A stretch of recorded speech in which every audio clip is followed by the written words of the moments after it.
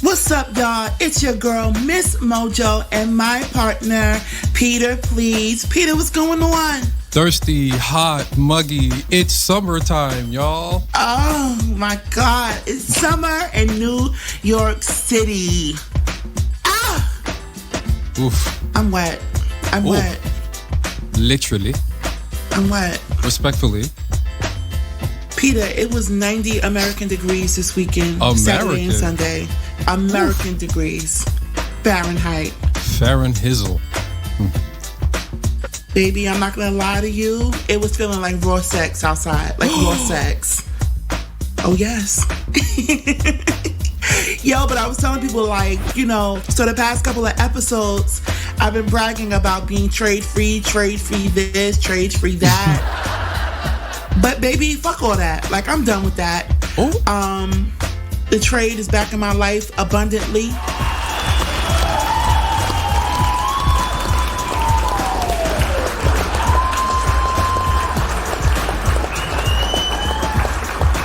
You know, I think my little trip to Atlanta for the Clubhouse link up showed me that missing out on the D is not for me. So I am back full force, and you know, these menses is sniffing up my skirt, and I'm letting them sniff, honey. Okay? I'm letting them sniff. But what's up in your world? Talk to me. I mean, girl, you talked about it earlier, but recovering from what was this Pose finale. Mercury was in reggaeton full effect. Now I thought Mercury was in micro braids. No, it was in full-on micro braid. Goddamn, I was an emotional mess, but you know, we were safe, but definitely in some what's typical of the Scorpio, right? Being in the ether and all the feels and the depths of death and all that other shit. Did you say Scorpio holes? That's what you said? Was that a subliminal? Did I say Scorpio? I might have, maybe. Who knows? Can't recall. Wow. I just think that I'm very excited for the summer. New York City is opening back up. I think they said July 1st. Oof. So less than a month away. Oh gosh. It is scary. It's a scary feeling. But I feel personally that New York City has been open, honey. Like, no shade. But I will say we are one of the few cities that still wear masks publicly. So, you know, if that means anything to you, it means something to me. We got something. Yeah. You have any summer plans? What's on your calendar this summer? I might step outside a couple times. Who knows? We'd love to see it. All right, so we have a hot lineup today. Let's get into hot topics. Let's do it.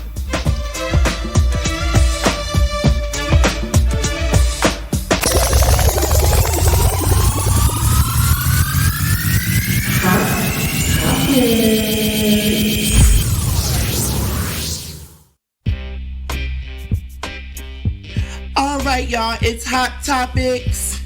Today's program says Issa Rae and Lauren London, Terry McMillan, Russell Simmons, and the Pose finale. We're sneaking this in. This wasn't originally there, but we had to because it was just so impactful. So we're just going to decompress with that a little bit as much as we can. So let's start off with Issa Rae and Lauren London. So Issa Rae talked about how Nipsey Hussle helped end the feud between her and Lauren London. Issa Rae, in her recent Vanity Fair cover story, credits the late Nipsey Hussle for mending her and actress Lauren London's relationship. Rae mentions in her best-selling book, Awkward Black Girl, how TV executives suggested that London play the lead character in the HBO series Insecure, based on the YouTube series The Misadventures of Awkward Black Girl. Now, Rae called out London by name and referred to her as that actress / video girl / Lil Wayne's baby mother. And Lauren, she wasn't feeling that. She took that very, very, offensively. The revelation brought up controversy and dialogue about colorism and how it affects casting the lead people in Black sitcoms, and how despite the lack of talent, skills, or experience, colorism can play a factor in checking off a box for diversity in television. That part. Now, I will say I did not follow the Awkward Black Girl YouTube series because I didn't know about it. But I was introduced to Issa Rae on Insecure. And baby, let me tell you something. I am so happy that as a dark-skinned Black woman, she was able to advocate for herself and to bring this show to life on the big screen in a way it should have been brought. You know, a lot of times I feel like we see the casting of biracial or lighter-skinned Black women, and then it becomes a big debate on social media about colorism, but people don't understand that the colorism starts behind the scenes. You know what I'm saying? Like, the executives really feel like, okay, you know, we're doing Black, but we're doing respectable Black. We're doing safe Black. This type of Black, exactly. You know, and it's a big thing in Hollywood, so for me, it's been the first show in a while where a Black woman was the lead. Her best friend was a Black woman, and they were both dark-skinned. Not the first time, but it was refreshing to see. What are your thoughts on this? I think of instantly, like, what was it? The switches of the Aunt Vivians, right? Yes, the Aunt Vivians. And it's good to see dark-skinned representation on TV, not the typical, what's been the biracial family with the what is it? I'm trying to think of like so many sitcoms that have featured us. Mixed-ish. Yes. Basically the whole 3C hair texture universe. Precisely. Now again, you bring up a good point. Who's at the table? Who's producing? There was this one clip I think of Matt Damon talking to, I cannot remember this person's name, but I think he was supposed to executive produce for a show that had a Black cast. And he had said something to the lines of, when we're talking about diversity, you do it in the casting of the film, not in the casting of the show. Whew. Wow, okay. And from what I understand, Issa Rae's picked up the production. I don't know the name of the production offhand. Oh, okay. It escapes me. But again, it just speaks to the greater point of, we have representation on TV and media, but again, are we at the table making decisions and pushing it forward? So I'm glad that we have Issa, right, at the forefront, and others that are just, putting our stories out there and doing it right, for real. Right, exactly. And it feels good to see, right? Like, yes. So I'm not saying that dark-skinned people are the only people who deserve to be, but dark-skinned people deserve to be. Absolutely. Like, it's a pattern, and we can sit there and we can name it as such because it is, There was an episode in which Lauren London starred in, I may be lying, I think that was Kyla Pratt. Never mind, we're going to move on to Terry McMillan. Copy. So, Terry McMillan temporarily deactivated her Twitter account after unsolicited comments on people in the LGBTQIA community coming out publicly. Now, Terry McMillan, known for her novel Waiting to Exhale, took to Twitter to discuss her disdain for celebrities being public with their sexual identity. So, I think this was in reference to the Billy Porters of the world, the Demi Lovatos of the world. Her tweet came soon after singer Billy Porter came forward to the public that he has been living with HIV for the last 14 years. Now, Billy Porter plays Pray Tell on Pose. McMillan has had a history of being homophobic after her ex-husband / muse for the book turned film How Stella Got Her Groove Back came out as gay during their marriage. Now, if you're a 90s girl, you know all about this story, child. It was a big scandal publicly about how the man was gay. He was also fine, but he was gay. People talked about he did what he did to become a citizen in America and X, Y, and Z. But, Peter, I want to know your thoughts because I know you're not that in tune with the Terry McMillan universe. I am not. It just sounds like old generation trying to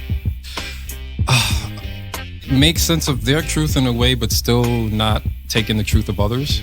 I would say that we're from a similar era, although, again, not aging you, nor am I asking your age respectfully, but I think that we know when our elders speak and say certain things that they're still held on to these really archaic, fucked up beliefs of who they think queer folks are, how we live.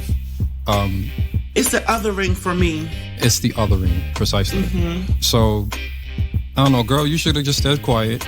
You know what I'm saying? You didn't need to really comment at all. Right. Your story is not the story that's typical in queer community.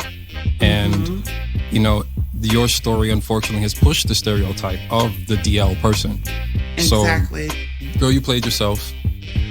It was funny to me because, you know, I live for Terry McMillan. I really didn't put two and two together and link, you know, her homophobia as being what it was, because I still look at her in the light of, yes, Terry McMillan, you know, how Stella got her groove back in X, Y, and Z. Yeah. But for me, I think the smoke is never for homophobia. The smoke is never for queer phobia. You know, it's always for individuals. But the reality is, we didn't create the closets. Y'all did, right? And as an adult looking back, you know, whether that man, quote unquote, lied to you about his sexuality, you still fell in love with that man enough to get him over to America. So was that love dependent on his heteronormativity, or was it just depending on him? You know, these are the questions. And it's very telling how when anybody who's not LGBTQ, you know, speaks out, because it's like, okay, you're waiting for these tokens to exercise your homophobia. But in 2021, baby, Black Twitter is on that ass, you know? So I'm sure these conversations are still being had in kitchen table talk settings, but online, honey, they will come for you every single Clubhouse time. Like, is a baby, fucking hotbed for that conversation in so many fucking ways. Like, it's a room upon room upon room of trans this or gay that, in terms of, should they be able to do this? Should be able to play sports? Is it gay for someone to do this if you're still in this type of relationship dynamic? Like, what the They said, is it gay fuck? for men to drink pink lemonade, child? I'm gay as shit then. Fuck that. My God, you're That's obsessed. Like, you're really obsessed with the community. If Unhealthily. drinking pink lemonade is gay, well, God damn it, I think more people will be gay than we actually can count. So, moving on, Russell Simmons. Now, this is a doozy, so follow me. Now, Kamora Lee and her husband, Tim Lesner, are being sued by Lee's ex-husband, Russell Simmons, for fraud. Allegedly, Lee and Lesner transferred funds sent to them by Simmons for shares in an energy drink, Celsius. Now, both Lee and Simmons invested millions of dollars into the brand.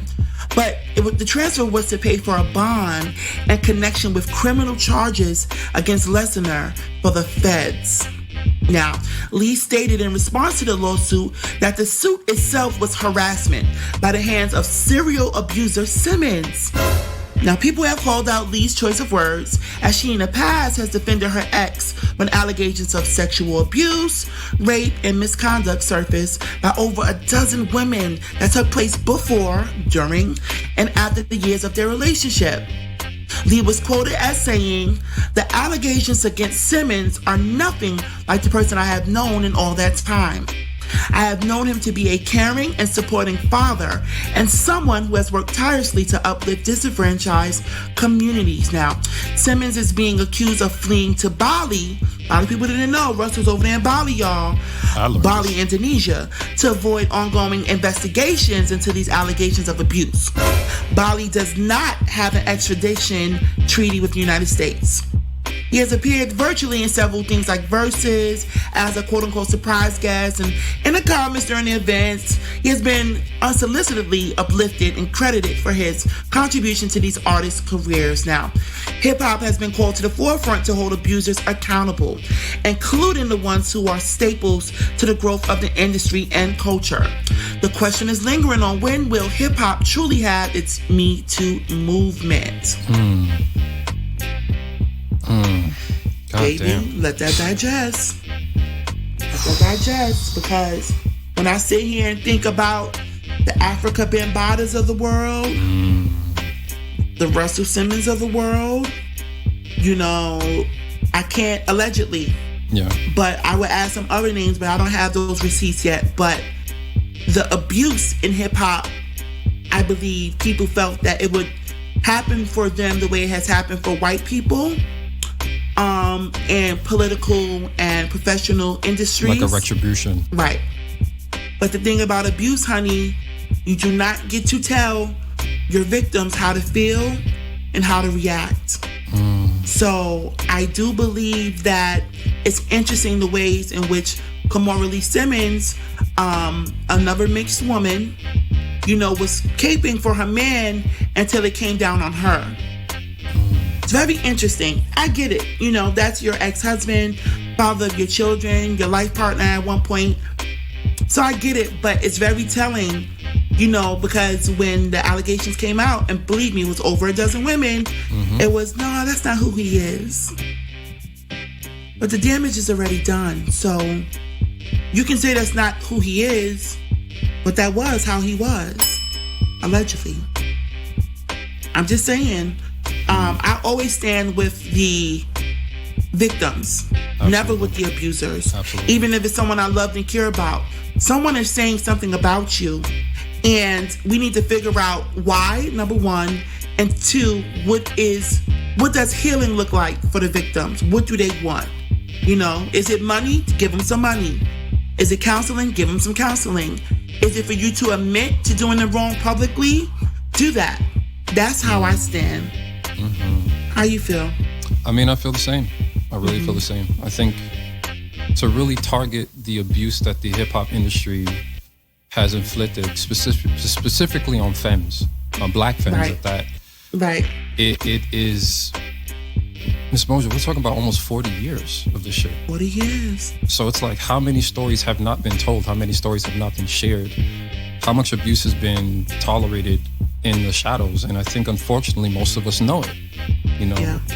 If you want to throw in, of course, the element mimicking white supremacy, when we have your favorite politician that's white, you have your insert Anthony Weiner, insert Baby. Andrew Cuomo, allegedly. You have, I don't even want to say that nigga's name, but you know what I'm fucking talking about. Cheeto Man. When these folks get onto their podiums and they read their PR-approved speeches that don't take accountability, number one, because it always puts it on the victim. It's like, if you felt that I did something to hurt you, not, oh, I am taking accountability for what I did, right? It's always the onus upon the victim to cope with not only the guilt and the shame, but the pressure of, I caused this somehow, some way. It's my fault, not the person who was the aggressor towards me. That part. So in order to have a reckoning in hip hop, it's to ask those uncomfortable questions and really have these conversations in public forums talking about sexual abuse in hip hop. Like in the ways that it manifests. It gets deep. Like, there's certain songs, for example, that I don't play because they'll depict lines of sexual assault, or they are related to folks whom are guilty of sexual assault, or some sort of abuse towards black femmes. Hashtag mute R. Kelly. You know what I'm saying? So when will that happen, that reckoning? It's like, I don't know. The world may never know. The reckoning hasn't even happened in our black families. So a damn sure ain't about to happen in hip hop. Wow. Let's talk about it. Point. Oh my goodness. Let's talk about it. So, Yeah, it gave me goosebumps. Kimora Lee, learn from this. We want better, Kimora Lee Simmons. Seriously. I am a proud supporter of Baby Fat. That's my brand. But we want better, baby. And I hope all that money situation works out. So, to the entree of the discussion, Pose. Yes. Pose ended with a 2-hour season finale marking the end of its 3-season run. So I watched it. You watched it. I know you were in your feels. Oh my fucking God. Not too much. No? Not too much. So What first didn't thing do it first, for you? I'm sorry. My bad. let's talk character development, right? Copy. Let's talk character development. Have you been watching from the beginning? Absolutely. Okay, so this is a fair conversation. I think. I think not you shading me thinking I didn't see it from the very beginning. Not judging. But a lot of people didn't start watching Pose to season 2. Copy. Right. I was in the trenches. Right. Heard you. Very good. So character development for me was I felt limited and rushed. Okay. So when you have a cast of so many LGBTQ plus folk, as stars of the show, it can be very hard to depict and build up each character individually. And I don't think 3 seasons was enough for that. Yeah. I felt this season they try to rush in backstories of Elektra, of Pray Tells, and stuff like that. But there's still so many characters we don't know. Yeah. We don't know. We just met Angel's father this season. And that's only because she wanted him to walk down the aisle. Like, that is a crucial part of trans storytelling. The relationship between trans women and their fathers. It's just like, I really feel for the series because it was rushed, in my opinion. And for me, I think that's what contributed to me not being emotionally attached to their farewell. Copy. What say you? What say I? Said the Peter, please. It was wonderful to just exist as an audience member in the universe of Pose.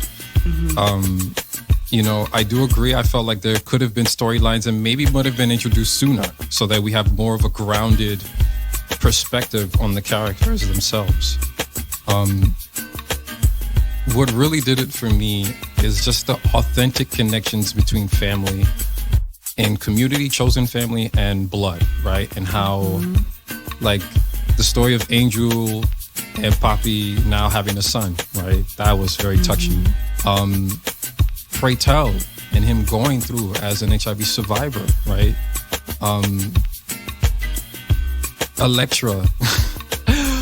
First of all, what is this actress name? Dominique Tyra. Yes. She needs the fucking Emmy.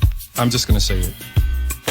For me, this season was just seeing a side of Elektra, the character, that I was just like, oh my fucking God. Like, and baby, she was acting the best she could this season. God bless her. Yo. Love you down, auntie.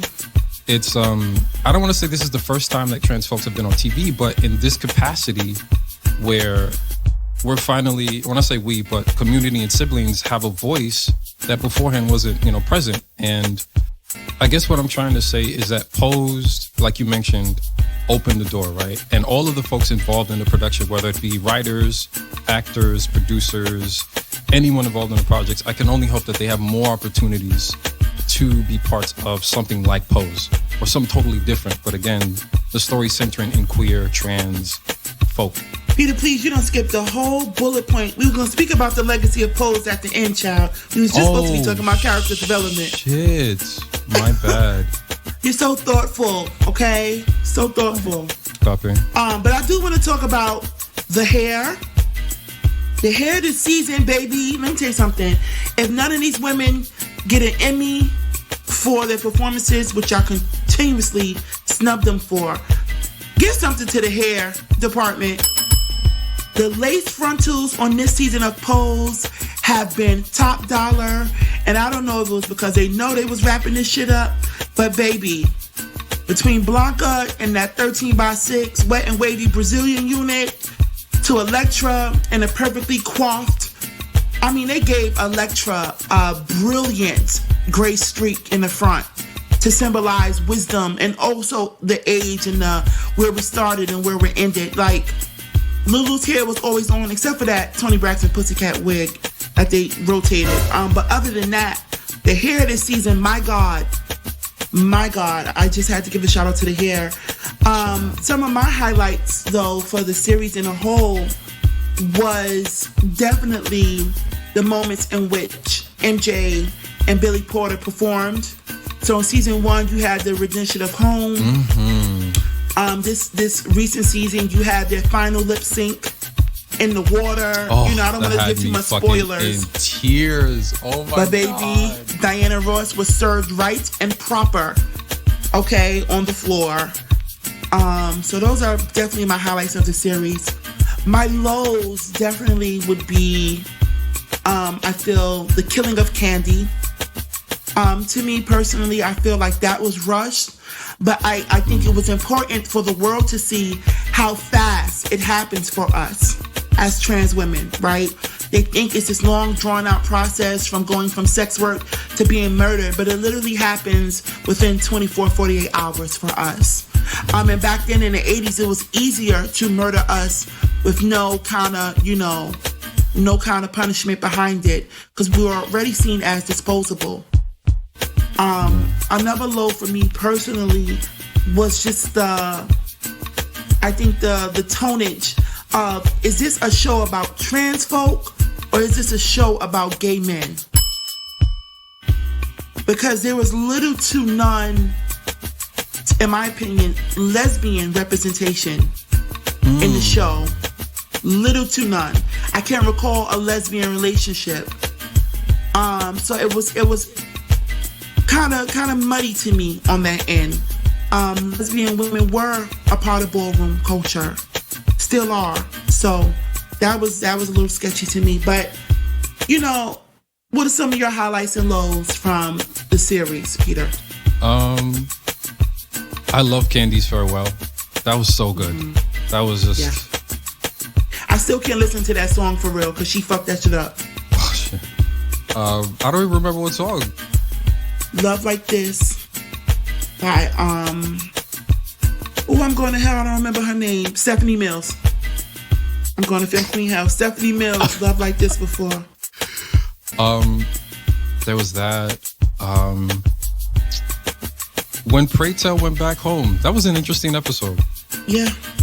I will say that was interesting. I felt it, although part of me knew that the pastor wasn't going to fucking leave town. Not a part of me, a whole part of me knew. If you didn't see it, sorry, spoiler alert, but the pastor was not leaving his family and quaint little village to go to big New York City and be open and gay with Pray Tell. That wasn't happening. That's how trade do you, baby. No we'll shade. Leave you on the bus. Nothing has changed. What else? Shout out to Community, like folks that we know that have been like characters or have just somehow some way made themselves known. Like there's a bunch of like on the low just chilling. Yes. Shout out to my baby B Hawk. Shout out to Linda La. For me, I was telling B Hawk, I'm like, yo, it's so weird watching it because I know y'all. So I really can't get into the characters because I know y'all, Shout out to Genovia, shout out to Gia, and shout out to all the many. Shout out to Sis, baby. You joined this season and we saw you. They gave you ample airtime. That's one thing. Pose. Shout out to Kelly. Shout out to Angelica. Listen, I'll be here all night. But shout out to everyone who knows Miss Mojo. Miss Mojo knows you because they definitely, even if you didn't have a speaking role, baby, they gave you some camera time. They gave you some stills that you can use. So shout out to that. No shade. But those are some good stills. Let's keep it 100. Those gifts, once you like set them up right, you're gonna be good. Fabulous. Shout out to y'all because that is a beautiful, beautiful, shining credential on your resume. Pose effects, y'all did that. So I know you mentioned about the legacy of Pose, and I'll add my little tad bit. Yeah. I think the legacy is that the show was so needed. A part of me has remorse that I wasn't able to be a part of the project. But life happens for a reason. And what's for me is meant for me. But the story was still told nonetheless. I think for being a trans show about trans people and humanizing the trans experience, it definitely opened so many doors. Unfortunately, I don't think it opened many doors in the Black community, specifically Black entertainment television. But the world saw it. And the world is now a little bit more educated. Because you can have the Miss Mojos of the world going to panels on Clubhouse and community, giving these thought-provoked speeches, but it's TV hits different for people, right? I think about the ways in which people didn't know that they can have respect and love for Black people until they watch The Cosby Show. Wow. So TV works. TV works. And my advice to anyone in this community is find your medium, baby, and work it, because people need to see that we not only have always been here, but we're going to continue to be here. So you better get with the winning team, honey, because we're not living in the shadows anymore. We're living in the light, and we're doing it right. Bars. Album coming soon. You like how Come I on, did that, Miss right? Mojo. Did you like Come that? on. But Come did you on. like it? Yeah. All right, so that wraps up our hot topics. Just like that. I just want to say to you, Peter, this is episode 4 or 5? Cuatro. Okay, very good. 4. I want to just give a shout out to all of our listeners, because people are really listening to Mad Black and y'all loving it. Yes. It's a beautiful thing. Yes. Me and Peter are going through the ringer to get y'all this podcast, okay? Listen. The ringer in these COVID quarantine pandemic times. Listen. But the conversations must be had. And I am so grateful for reunions. I am so grateful for new beginnings. And I'm grateful that the universe saw fit that I, Miss Mojo, can use this mouth in so many powerful ways. Amén. Amén. I heard you hermana. snickering over there. Why you laughing, Peter, please? Amén. Solo amén. Amén. What's wrong with using my mouth? No, it's nothing wrong. No shade over here. What you talking about? Okay. Very good. Very Nothing good. wrong. Very good. Oh, and shout out to the soundtrack. Okay, when they dropped that Pole soundtrack, Yo. honey, They had the motherfucking money to license these songs this season. Okay. I'm telling you. That budget? the budget went to the lace fronts in the soundtrack, and it's no shade. And no shade. Like, my God. It was so interesting because, you know, obviously I wasn't dipping in and doing it in the 80s, but I was dipping and doing it in the 90s. So here's some of my favorite songs to just get the cultural references. You know, it was very, very heartwarming for me. But I hope that whatever comes next serves us even greater than Pose did. And I know that, Peter, you personally are, you know, exploring your queer identity. Mm-hmm. So I thank you for being vulnerable in that and being open about it, because people need to hear it. No, for real. People need to hear it. It is a journey for everyone. Yeah. People have this notion that we just wake up and we are this. No, it's the journey. Absolutely. Final words? I feel seen. Thank you, Ms. Mojo. Of course, thank you to those that have reached out and personally have said how the podcast has impacted you. I love you. I appreciate you. May you continue to maximize yourself in whatever way that is. Self-love, self-help. Just do not be afraid to be you. And whatever that looks like for you, again, take your time. There's no rubric. There's no, like check off list to what it is to be queer and being your queerness. But to be is enough. And I see you. And I just want to emphasize that. So, Ms. Mojo, I'm grateful for you. If I already stated, I'm going to say it again. I'm very grateful for you. Better be. And that's it for me. Shit. All right, y'all. So make sure y'all come back for the next episode of Mad Black. As always, you know it's going to be popping. You know it's going to be hot. And I can't wait to just reunite with y'all. We love doing this for y'all. It is a labor of love. Don't ever get it twisted. My name is Miss Mojo. This is my partner, Peter. Please. We'll see you next episode. Holla. Peace.